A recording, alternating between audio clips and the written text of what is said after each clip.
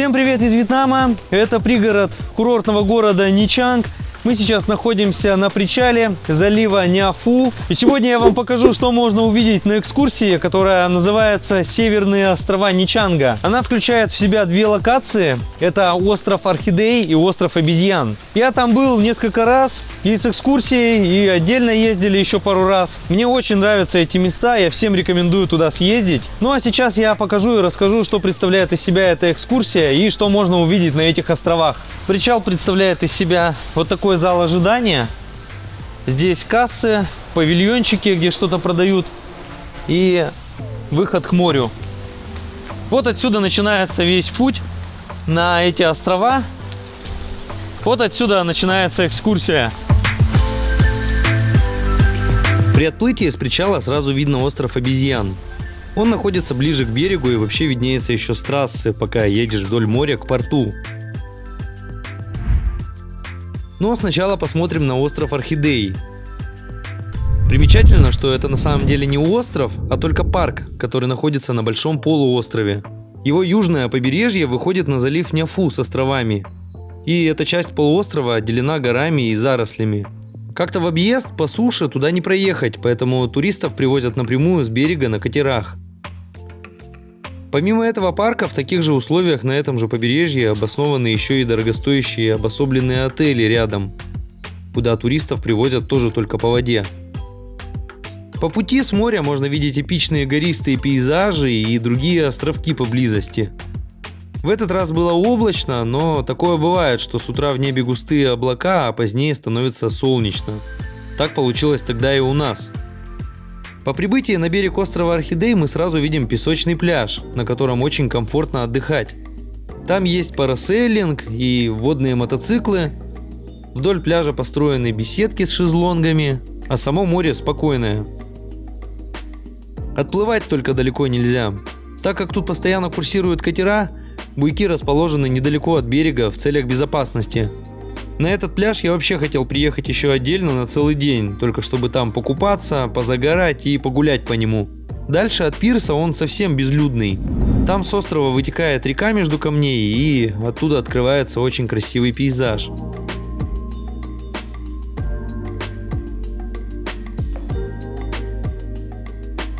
Сюда можно прогуляться, поснимать и пофотографироваться, как на диком пляже.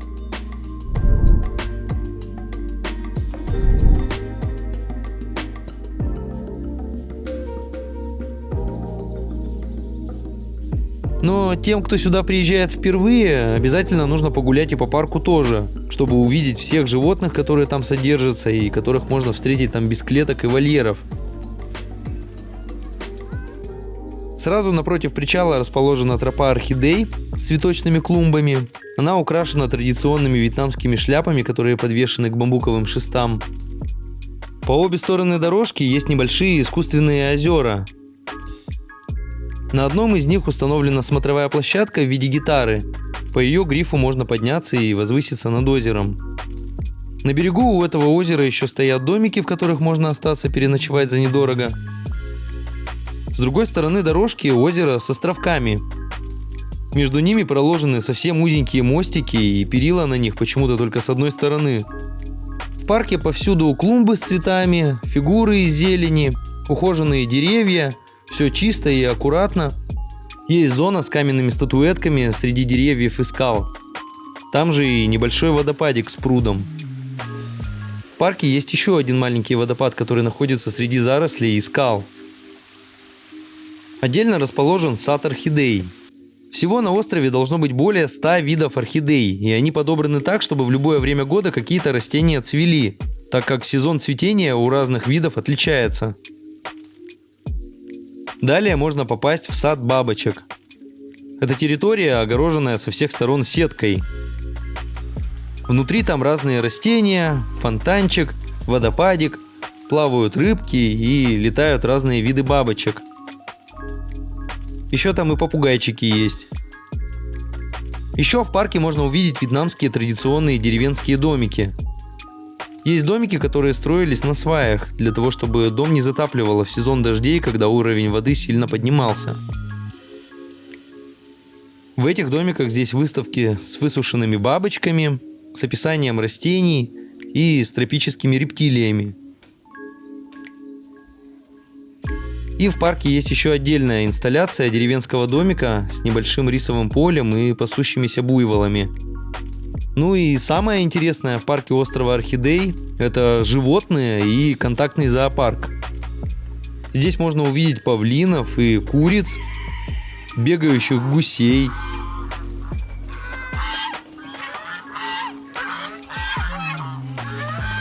Можно понаблюдать за страусами. Здесь есть слоны. А за дополнительную плату можно покататься на слоне или страусе и сфотографироваться с питоном на плечах. Я, кстати, впервые держал питона на себе в одном необычном контактном зоокафе в Ничанге. Можете перейти по подсказке в правом верхнем углу на это видео и посмотреть. Ну а самое прикольное, по-моему, на острове Орхидей – это покормить прямо с рук оленей. Тут дают сушеные зерна кукурузы, и можно зайти прямо к ним в вольер. Они абсолютно безобидные и ласковые. Аккуратно берут еду с ладони и не проявляют ни капли агрессии. Оленей в Ничанге еще можно увидеть на одном закрытом пляже, о котором мало кто знает. Там они тоже содержатся. Видео об этом месте можно посмотреть по подсказке в правом верхнем углу. А в парке Орхидей еще есть небольшие представления с животными.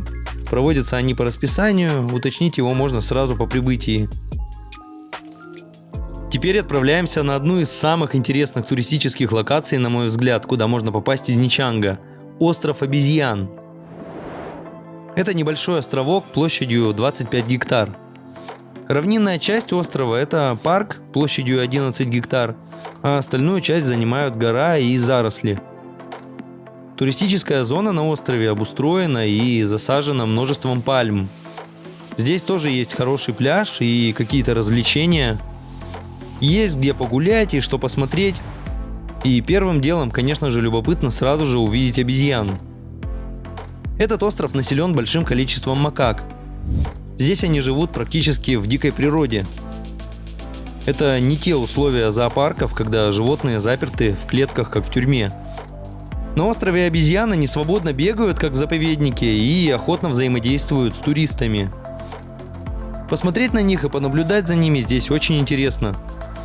Тем более, что во Вьетнаме их вот так вообще мало где можно увидеть. В Индонезии, например, я встречал их, когда путешествовал там. Видел на деревьях за городом и на проселочной дороге. А во Вьетнаме обезьяны водятся только в таких особых парках. В других городах они тоже есть. Надо будет посетить потом эти места тоже для сравнения. Но если обезьяны тут не водятся, то откуда же они взялись на этом острове? Насколько известно, здесь разводили подопытных обезьян для научных лабораторий. Завезли их сюда из других регионов Азии. Большая часть их поставлялась в СССР для экспериментов. Со временем такое разведение животных было остановлено, но обезьяны здесь прижились. По итогу остров вблизи Ничанга под названием Хон Лао превратился в популярную туристическую локацию под названием Дао Хи, что в переводе с вьетнамского означает «остров обезьян». Встречая обезьян, особенно вот так свободно, возникает диссонанс в голове. Это вроде бы и дикие животные, и в то же время они так сильно похожи на нас, на людей. Они берут еду руками, стоят на задних лапах, проявляют разные особенности темперамента и характера, а их семьи напоминают человеческие.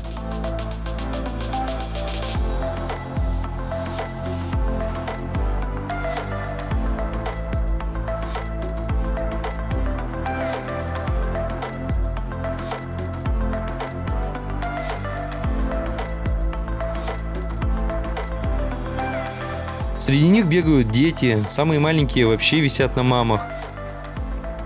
Взрослые особи наиболее активны, а пожилые спокойно сидят и отдыхают.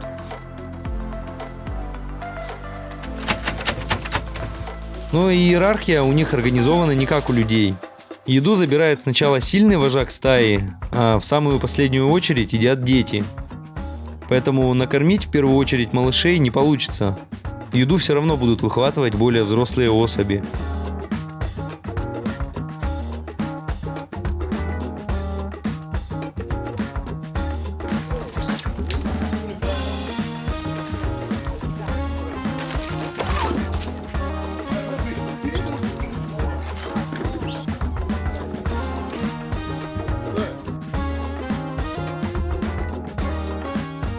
Кстати, с едой и вещами рядом с обезьянами нужно быть крайне бдительным.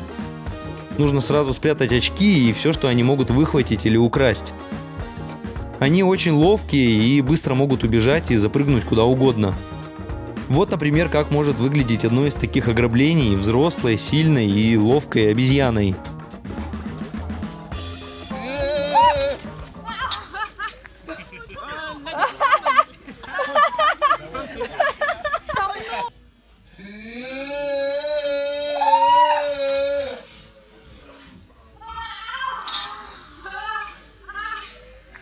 Манго. Anh trong cái trò ở mì đó. Телефон еще могут отобрать, посмотрите. На, вот давай его куда-нибудь. Блин, жрет мою манго. Ты такой наглый.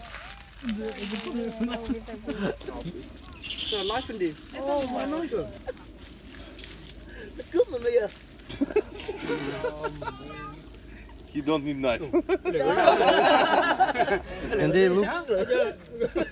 Don't share at all. Same you. Eat alone. Don't share at all. His name is Leah. With big balls. Ну вы что тут присели? Они думают, что ничего не перепадет. Примечательно, что когда он отбежал, то никто из сородичей у него еду не выхватывал и вообще к нему не подходил. Не-не-не-не. Он резинку уже закрутил.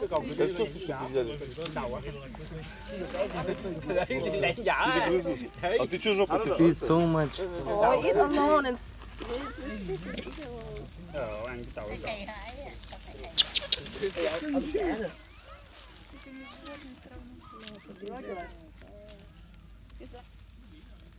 О, додумался. Гива. Хотя, все там херня. Так, все. Только когда этот самец перекусил, более молодые особи подбежали проверять объедки. Кроме как того, что они отбирают и воруют разные предметы, особой опасности они не представляют. Но все-таки нужно быть осторожным. Как люди бывают неадекватными, так и какие-то отдельные особи могут проявить агрессию. Были случаи, что обезьяны царапали и кусали людей. Поэтому нужно обязательно вести себя с ними спокойно, не дразнить как-то агрессивно, угощать их и не держать ничего в руках. Но все-таки бояться их не стоит, и приехать сюда, чтобы понаблюдать за обитанием обезьян, я рекомендую. А в моем телеграм-канале можете посмотреть список рекомендаций, как вести себя рядом с обезьянами, чтобы точно понимать, что можно делать, а что нет. Хотя этот остров и очень маленький, обезьяны в сам туристический парк и на пляж не бегают, если их не приманивать. Они живут на своей территории, там, где начинаются заросли, ближе к горе.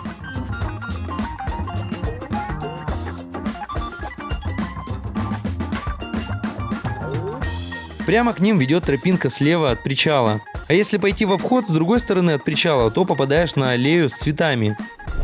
По этой дорожке можно пройти вдоль берега и тоже попасть к обезьянам. С этой стороны побережье каменистое, и здесь никто не купается. Еще на территории парка есть трасса для картинга, но я не видел, чтобы кто-то здесь катался. Сам парк украшен фигурами, статуэтками, цветами.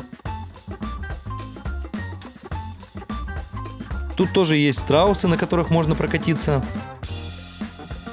Ну и здесь еще организованы разные представления.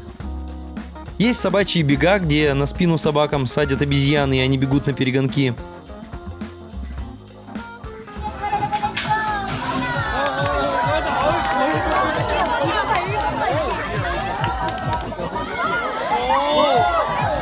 И есть еще заплыв обезьян на перегонки.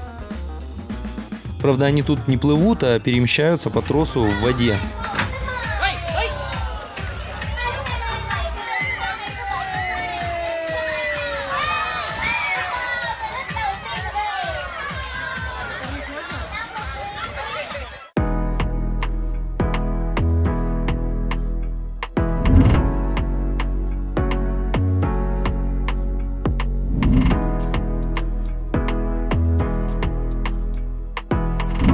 Пляж на острове обезьян тоже красивый, комфортный, с беседками, с шезлонгами. Мель от берега проходит достаточно далеко, волн тоже нет.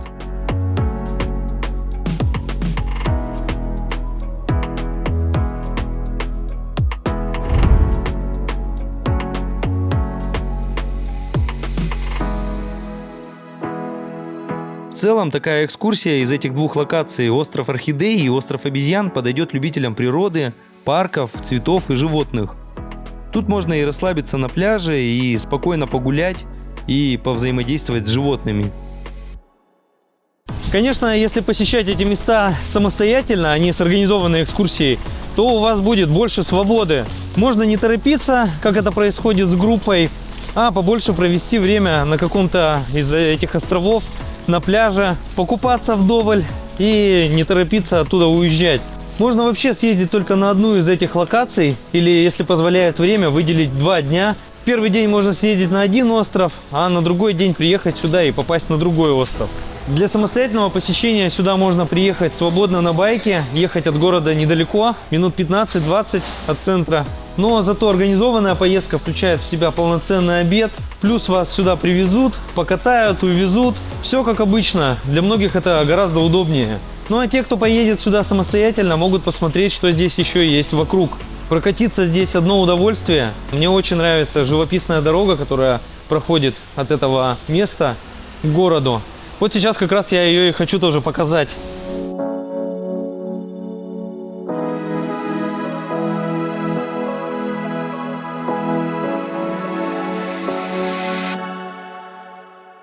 Здесь же на этом берегу находятся фермы лобстеров. Здесь тоже такие лодки рыбацкие. И вот там виднеются такие сооружения, где выращивают лобстеров здесь. Мы находимся в таком поселочке, где живут вьетнамцы. Их обычные здания, строения. Здесь такой причал с лодочками. Здесь все по-простому. Жизнь тихая, спокойная. Сюда заезжать не обязательно. А вот дальше действительно красиво. Oh, this I want this nearby that in childhood I got this quickly. Oh my god, I think that more than 20 years I don't eat this. Chú ơi cho con mua kẹo với. Rồi mấy cây. Do you want to try? 2 cây. This is candy in childhood. And the child eat too. What is it? Show. Rồi 2 cây. Oh, it melts. But what is it? I don't understand. 2 cây nhìn. Ну как нуга с орехами.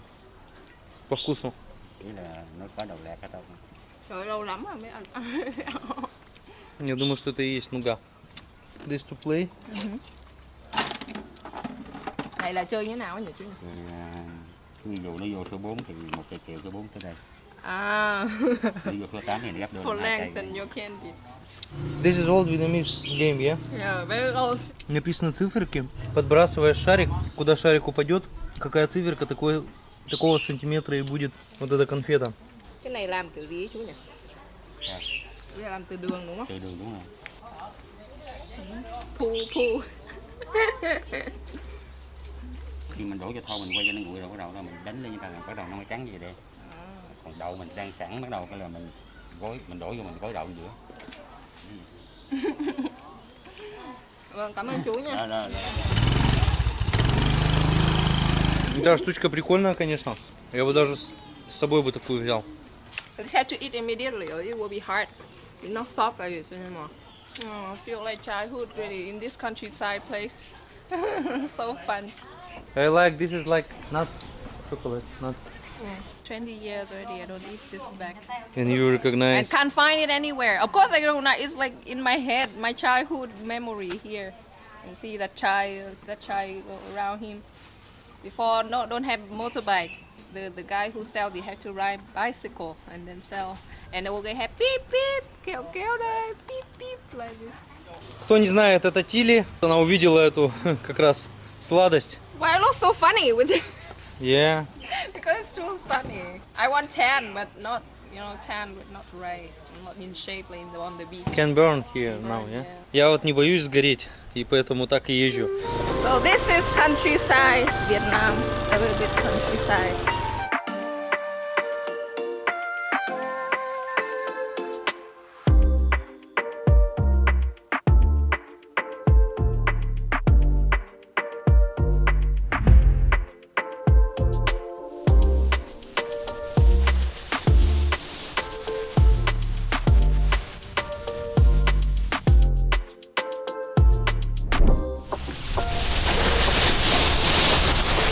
А сейчас мы подъехали к такому рыбацкому поселку. Здесь, когда проезжаешь мимо, очень невкусно так пахнет рыбой тухлой. Но вот сейчас мы здесь остановились, и вроде как даже и ничего, привыкаешь быстро к запаху. Когда мы ехали в ту сторону, я сначала думал, как здесь люди живут с таким запахом все время. Но вот как бы пару минут и привыкаешь. Поселок это довольно-таки большой, прям как целый район, часть города. В этом поселке очень много рыбацких лодок стоит. И вот такой большой порт.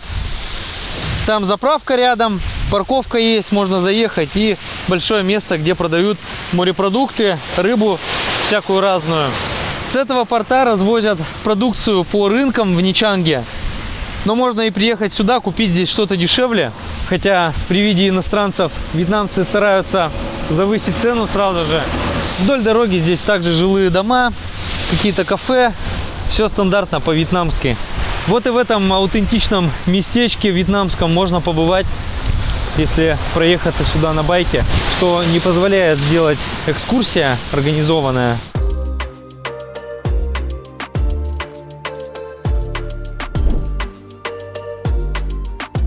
А вот тут всегда, проезжая мимо этой деревушки, этого поселка рыбацкого, всегда виднеется здесь такой храм. Или что это такое здесь? Здесь такая речка вытекает в море. Даже сказать, наверное, это канал скорее, чем речка. И вот всегда проезжая мимо, так интересно виднеется, живописно вот это местечко. Поэтому всегда было любопытно сюда зайти. Ну и вот как раз мы здесь уж делаем обзор вот этих всех мест, прилегающих к Нячангу. Давайте как раз и зайдем сюда. Мы встретили здесь детишек, которые хотят нам как раз показать вот это местечко. Сказали, давайте мы вас проведем. Да. Let's go.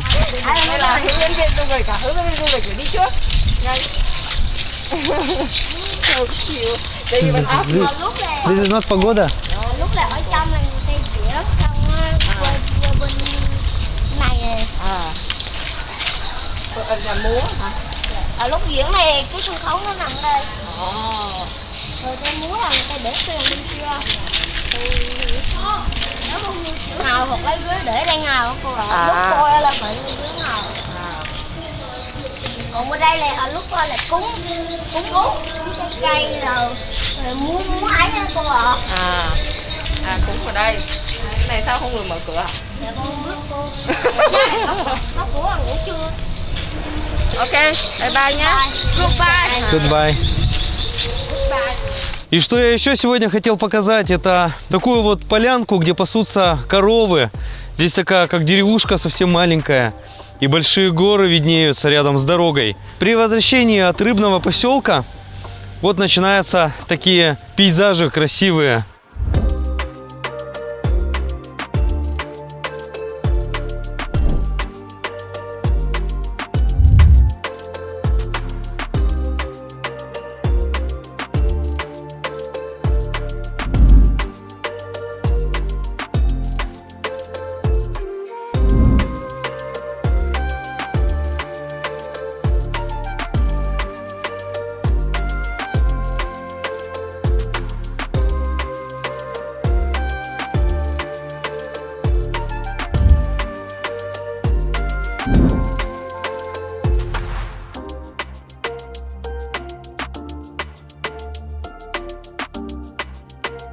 Вот там вьетнамский пастушок ходит. Я все время здесь, проезжая мимо, очень так люблю наблюдать эти пейзажи деревенские. Главное понимать, что нужно ехать по дороге вдоль моря. Тут такой полуостров огибаешь с горами. По мне, так это очень живописное место. Когда у меня друзья приезжали сюда, все это мы проезжали здесь. Я показывал эту дорогу. Рыбацкая деревня получается почти на уровне моря. А потом, когда продвигаешься по этой дороге, начинается небольшой серпантин.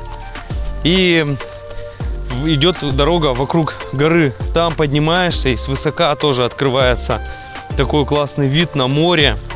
Там смотровая площадка определенная, куда тоже выезжают люди отдельно. Там даже устанавливают небольшие столики со стульчиками, пластиковые, вьетнамские, и организовывают типа кафешек такие местечки. Люди туда даже специально приезжают, на эту гору, на эту трассу, просто посидеть, попить чаечек, посмотреть, посозерцать на море. Поэтому даже если не брать никакие экскурсии, просто проехаться по местным окрестностям, тоже можно получить определенное удовольствие. Do you want to see some magic? You never feel shy, yeah? But even the tree know how to shy. Come. Shy and then close himself. Oh, I'm shy. I'm shy. Funny or not? Why like this? Like not shy, like scared. Shy. Scared, yes. Here we call the shy tea. But why like this? I don't know. Weird, yeah? Yeah. It's like a live creature. Yeah.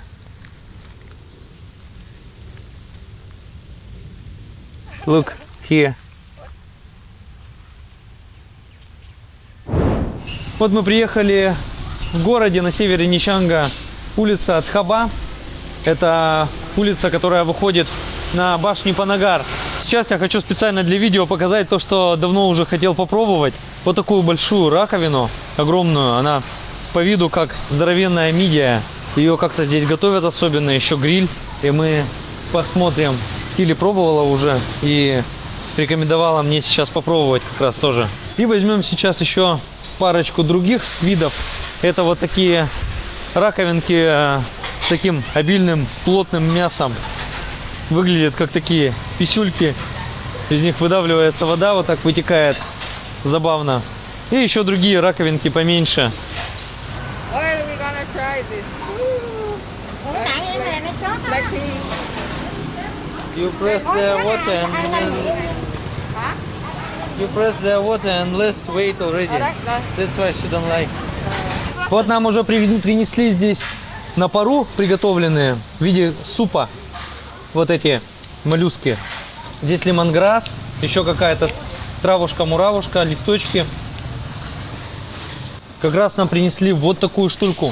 Ее раскрывают, здесь кромсают, тоже режут и уже на гриле готовят. Очень я хотел ее попробовать. Попробуем. I opened this already. I want to try. Ну, соусом классно. Но вот так вот, чтобы полностью ощутить вкус, лучше, конечно, попробовать без всякого соуса. Вкус морепродуктов, вкус мидий морских. Вообще класс. И тут же у нас вот эта большая. Их очень быстро готовят, потому что они должны быть не сильно вареные, а слегка припущенные на пару, так сказать. Слегка их опускают со специями и готовят вот так вот. Вот эти большие, более мясистые, но вкус у них более нежный такой, менее ярко выраженный, чем вот у этих ракушек поменьше. Вот которые поменьше, у них такой более морской вкус и более ярко выраженный такой морепродуктов. У этих более нежный. Ну и вообще они приготовили тоже очень так нежно и сознанием дела. Так долго я хотел ее попробовать уже. Тут какой-то соус на масле, масляно-чесночный. Ну, они маргарин добавляют обычно вместо масла. Но прям такой привкус, очень интересный привкус. Мне даже не знаю, как описать его аромат. Какие-то здесь специи особые добавлены. Вообще круто. Возьмем, попробуем сейчас. Да, не зря мне Кили порекомендовала. Такая штука стоит одна целиком 65 тысяч донгов. Вот эти большие 400 тысяч за килограмм. Ну вот именно в приготовлении это цена не на рынке, а цена именно вот этого кафе. А вот эти раковинки поменьше 200 тысяч за килограмм выходят. В общем, рекомендую попробовать. Ну и выпью сайгончика за вас. Обычно я его, конечно, так не пью, но это стандартное здесь пиво во Вьетнаме. Ну а вы тем временем подписывайтесь на канал, пишите комментарии обязательно. Сегодня были локации остров Обезьяны, остров Орхидеи, это северные острова Ничанга. И окрестности Ничанга, не туристические. Я был здесь и всем советую.